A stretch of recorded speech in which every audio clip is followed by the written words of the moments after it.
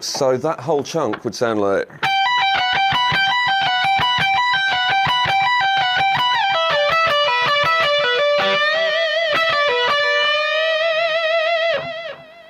All right, now there's a little picking addendum at the end of that.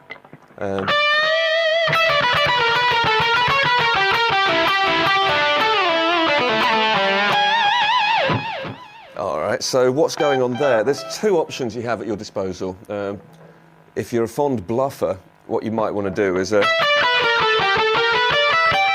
take that shape there, which is basically the blues scale we all know and love, with that extra blue note added in. And then just flail frantically.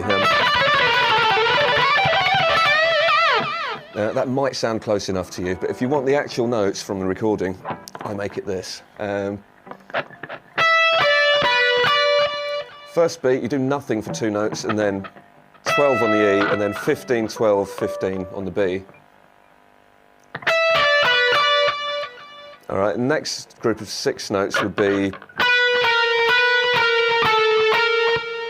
So that's going from the 12 on the B to the 15 on the G, and then do it again. And then 14th fret on the G up to the 15th. So far we've got 3 and 4 and... Okay, so next half of that bar, you start off with kind of surprising Dorian sounding note there. So it's 12, 14 and 12 on the G string. And then on the G string, 15, 12, 15. And the final group of 6 notes in that bar, always pedalling off the 12th fret on the G, so it's 12th fret there, and then 14th on the D, back there, 14 again, back to the G, and this time it's a 12 at the end. So that whole bar again, with some concept of rhythm in there, it would be 3 and 4 and 1.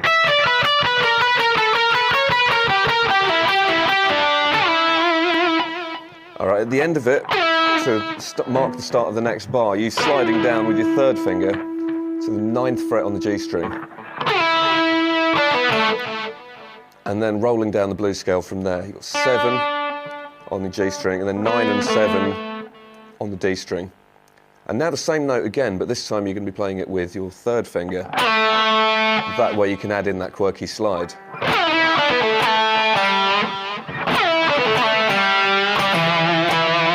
And at the end, just this simple melody, which is just 2 notes, the 5th fret on the D string and the 7th fret on the A string. Okay, there's one more section we need to deal with, and then the distorted solo is all done and dusted, and we can get back to playing octave for the clean sound again. Unfortunately, this is one of the trickiest parts of the whole solo, so let's go really slowly here. What you need is that kind of shape there. Basically what you have to do here is think about pairs of strings, playing a simple arpeggio shape and then moving it up diatonically until you run out of neck. So what we're doing there is 7th fret on the E string, hammering onto the 10, pulling off, and then going 8, 7, 8 on the B string. And now we're going to climb up the neck doing that, but moving the notes around slightly so that every note is still part of the right scale. So that's your first shape. Your second shape, a little more stretched. It's kind of 8th fret and 12th fret on the E string, 8th and 10th fret on the B string. And then you can move that shape up 2 frets. And now you'd move up to the 12th fret, and that's the same as the first shape we did. Now we've got this one. This is the hardest one of the lot. 14, 17, 14. And then on the B string, 15, and even though your index finger really wants to play a 14th fret, don't let it. It's a 13th. And after that shape, that's like the stretched one that we did earlier. 15th and 19th on the E, 15th and 17th on the B. So the idea with that section is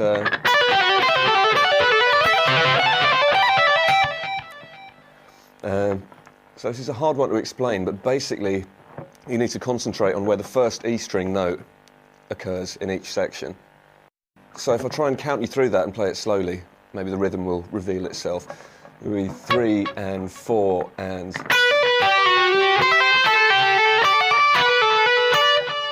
So if you just pay attention to where that first note is, it'll be a...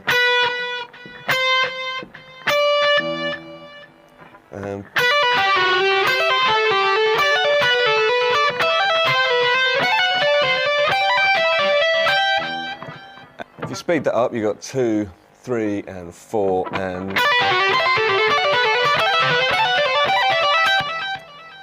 Okay, so if you've practiced that one basic movement and your fingers know where to go, all you have to do then is memorise which changes happen when you move the shape up the neck. Okay, there's another half, if you like, to this dramatic part at the end of the solo.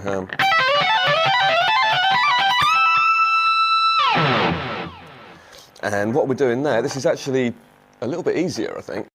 We're just moving triads up here, so we'd start with this one. 15th, 12th fret on the E string, and then 13 on the B. And now you slide up 2 frets and roll all the way up and down the same shape. So far we've got... Now you slide that up, and this time it's a minor shape. You'll see it's all the frets with dots, 15, 17 and 19. Now you move it up here to the 19th, and then use the 17th and 20th there. So this one's a diminished triad. And then slide up another fret,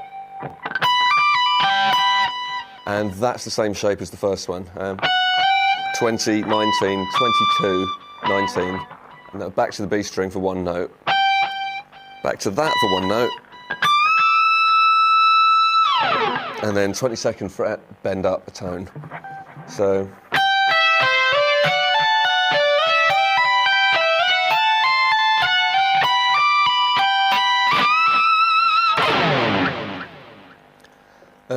having examined the notes really closely on the record, it seems to me like Steve Vai himself is actually deliberately letting go and losing control in this moment. So it starts out like that.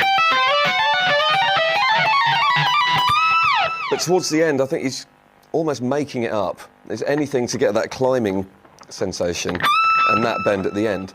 So even if you can only remember the first half of these shapes, you might find that what you're playing sounds like this, slow.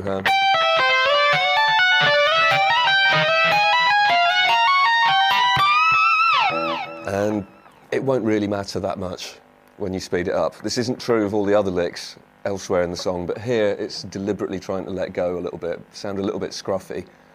And I figured you might as well know what the best possible notes are, so you practice a lick that you can actually use somewhere else.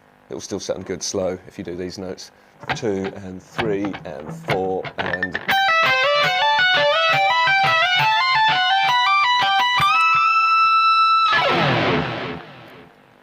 Okay, you can save the battery in your fuzz box now. We won't be needing it anymore. That's the end of the dirty solo.